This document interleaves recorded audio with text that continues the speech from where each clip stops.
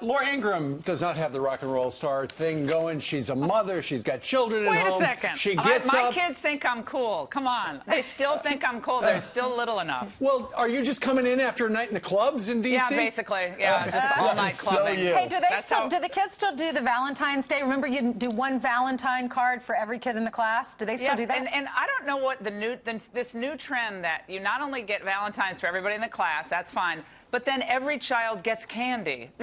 I mean, what is that? Like, Brian, did you do that when you were a kid, Ducey? Everyone got candy? Every kid in your class? I remember everybody got the little Valentine.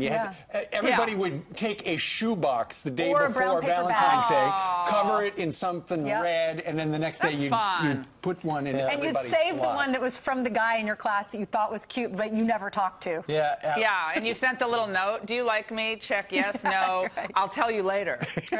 We were just focused on learning in our school. There was no celebrating holidays or anything. Yeah, I can see, Brian, you're very well attired for Valentine's Day. I love that tie. There is some pink and some purple on it. You know, when I get up in the morning, I'm not thinking Valentine's Day. I'm thinking... Oh, you don't have to tell us, show your wife. You're clearly thinking news, right? Since we spent the last 5 minutes talking about Valentine's Day with you, when we should be talking to you. So last night around 10, 11 o'clock, we find out Lieutenant General Michael Flynn is out as National Security Advisor. What's the backstory on that, as you know it, Laura? I think the long knives were out for Flynn almost at the moment that he was announced. I had heard this through back channels coming from the White House. Others had in Washington. That's no big secret. But I think this really was the death by 1,000 leaks. We've seen a leak problem, which I think in LifeSet, we wrote about this maybe 3 or 4 weeks ago. I read that. The leaks that were coming out of this administration and the transition before the administration were, I mean, at a level that I don't remember seeing for quite some time. When you look back on the Obama years, they actually were decent at keeping the leaks to a minimum. They were actually not bad about the leaks until, you know, their email, a lot of Hillary's emails got exposed. But the leaks were they were kept to a minimum. But within just, I think, a few days of Donald Trump getting elected, you saw this faction from the transition as saying this faction saying that, this person's coming into Trump Tower, but that person's really not going to get hired. Sure. None of this is helpful. And Flynn is a patriot. And he's a good man. I don't know what that transcript said, and we're hearing a lot of reports about what wasn't in the transcript, but we don't know what was in the transcript. Right. But clearly he had become a distraction. He was not going to remain as National Security Advisor. But now the drumbeat is going to be, unless they right the ship in the West Wing, the drumbeat will be, what did the president know and when did he know it? About the potential for blackmail, about the transcript. And they need a narrative that is clear and unequivocal and obviously truthful about what all happened, because the left smells blood, and they are going to stay on this Russia story. Absolutely. And Laura, the Washington Post has got a story this morning that talks about how Sally Yates, the acting attorney general that the president fired a couple of weeks ago, she and Clapper and James Brennan, who were part of the intel community until the 20th day of January, they were all talking before the administration came in, hey, look at what he said. And so then when she became acting attorney general, she warned the White House. But it goes to the leaks thing, because whatever was on that paper that was a national secret, because apparently we wiretapped the Russian officials. Yeah. The paper's got that paper. Whatever happened to secrets in Washington? Well, none of them like Trump. I mean, none of them wanted him to be president. Let's just talk turkey. None of them wanted to be president. Sally Yates, I'm sure she's a nice person, but it was clear from my sources inside the Justice Department that she was a partisan and did not want Trump in there, okay? She made her views about Trump clear at the Justice Department. She never should have been put in as acting. That was a mistake by the Trump people. They should never have put her in there. That having been said, you don't leak information from transcripts of calls to the press. You don't get the New York Times on the phone and start, you know, jawboning with them about national security matters. That is also a violation of ethical duty, is it not?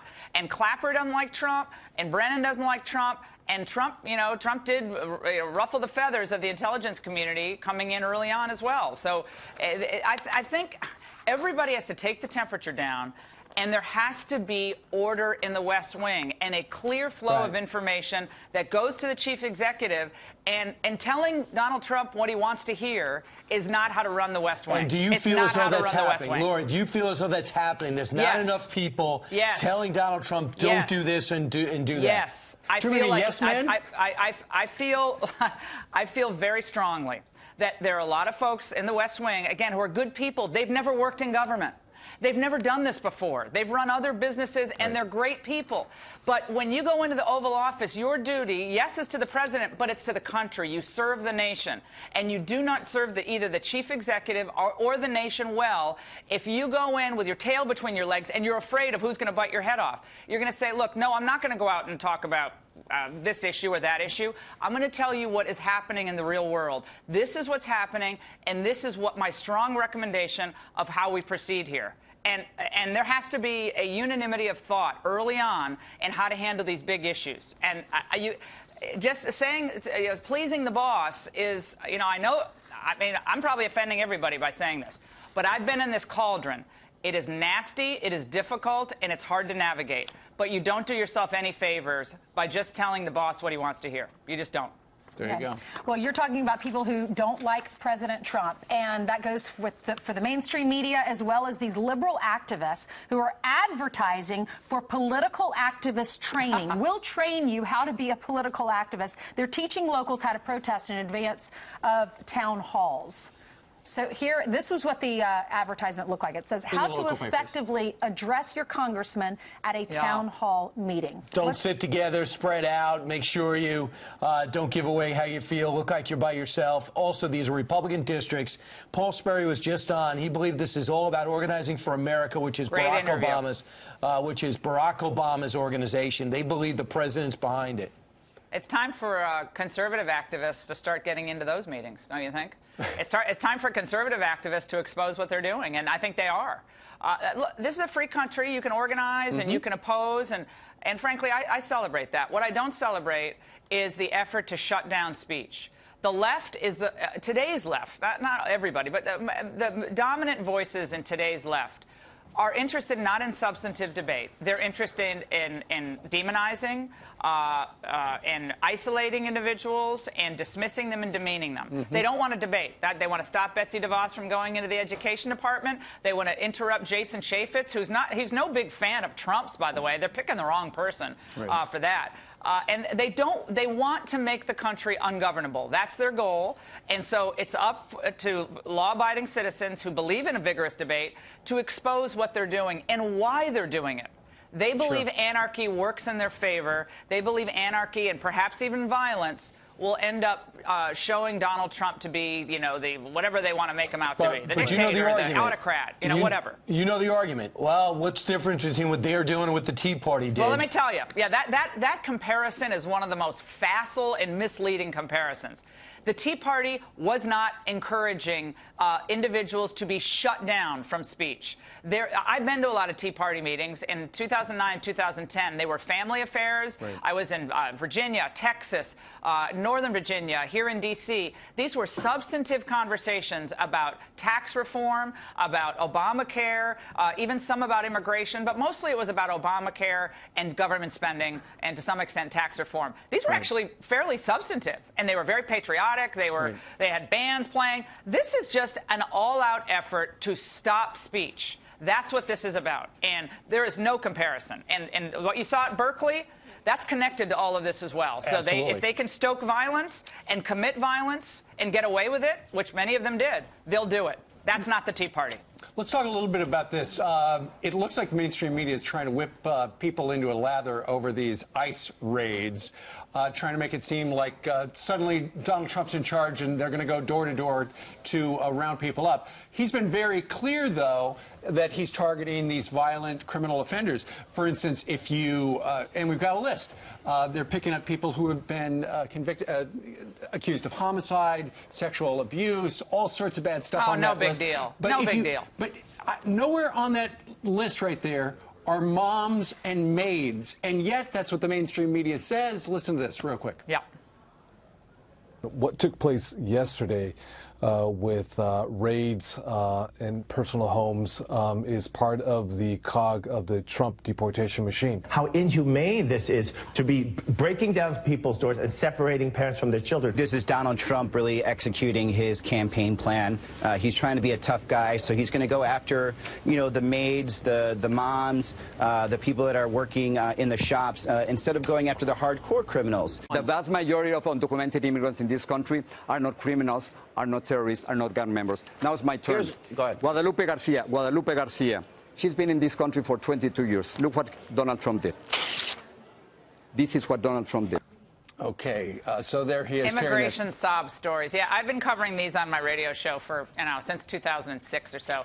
This does not, again, surprise me at all. The misinformation about this is being done for a purpose.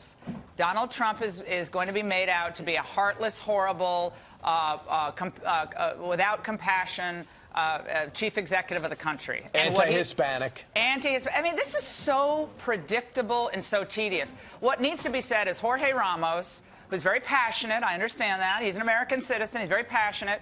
Jorge Ramos believes that there shouldn't be a border. Borders are passé and irrelevant. He believes that if you're an individual who came into this country legally, you have a constitutional right to stay here. That is what he believes.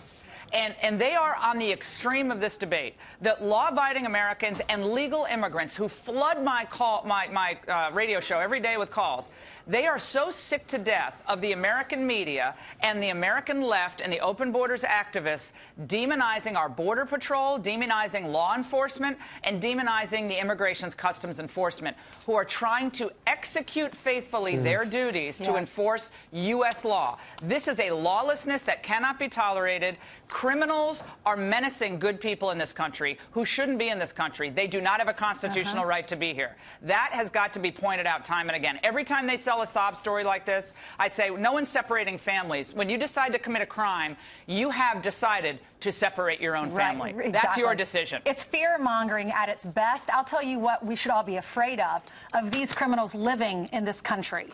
It's ridiculous. Well, why don't they, again, none of these gang members reside in Brentwood, in Santa Monica, in Cambridge. They don't live in Georgetown. They don't live out in San Francisco and on Nob Hill in San Francisco. They live in the poor communities, and they're terrorizing those communities. All right. Thanks, Laura.